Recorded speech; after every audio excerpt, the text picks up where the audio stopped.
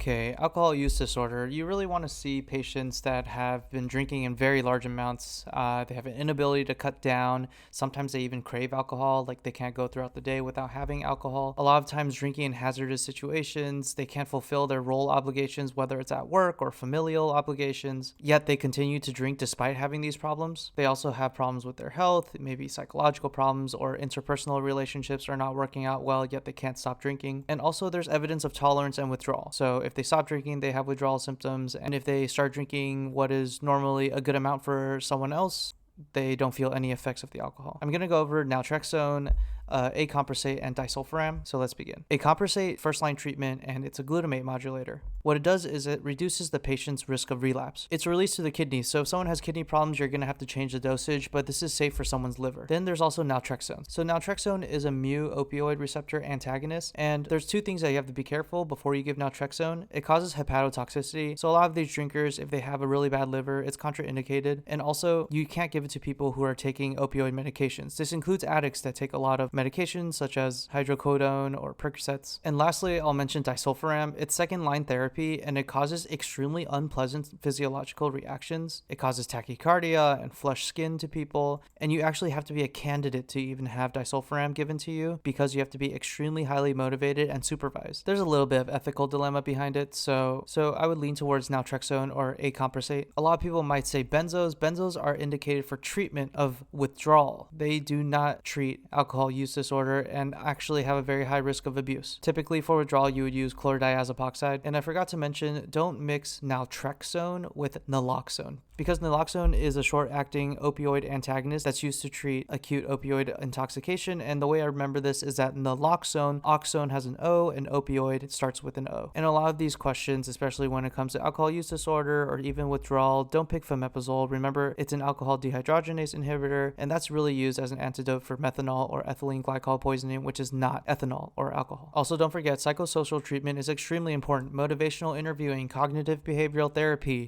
rehabilitation programs, and mutual help groups like Alcohol Anonymous is really important to give patients this type of follow-up care.